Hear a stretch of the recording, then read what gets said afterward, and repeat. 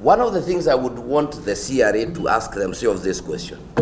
You talk a lot about, you want to incentivize, I don't know whom to do what, increase revenue. Have you ever asked yourself this question? Who bakes the cake?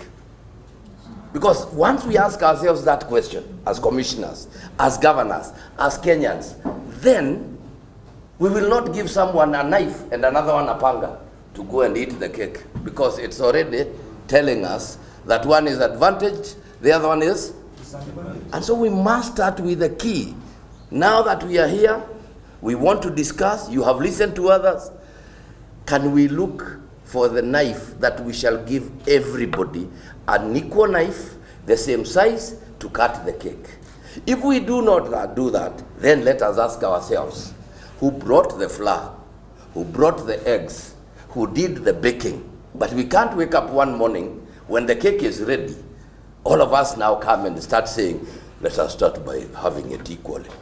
Where were you when we were baking it? We must ask. Have you asked yourself that question? When I look at your formula, whether the first, the second, or the third, it doesn't appear. Now, for ourselves as Central or CEREP,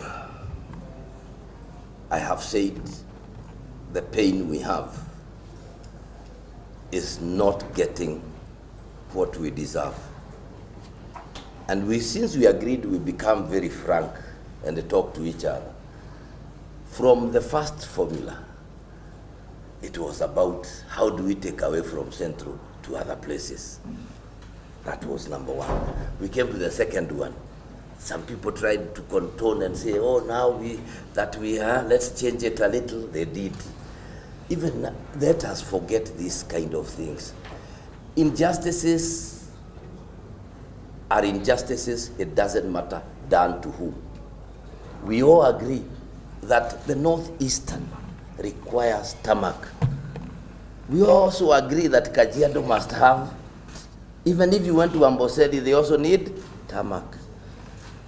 As we think about it, let us equip our counties. A county like Tharaka-Nithi, a county like Kirinyaga, where my chair comes from, Embu here, look at the amounts of money they are getting. Nyeri too, we are, I think, we are now at 6.1. First and foremost, we have 47 counties. It's pointless to start speaking about sharing if any of those counties are not working. We must make sure, sit here and ask ourselves, for one county to be working in Kenya today, what is the minimum we must give every county across this country? Regardless of whether Lamu has 110,000 people, Nyeri has 1 million, Kakamega has 2, Kiambu has 3. Because as far as I'm concerned, I'm a Kenyan. Yes. And if Kenya will develop, let us stop. We are still working around the colonial mentalism.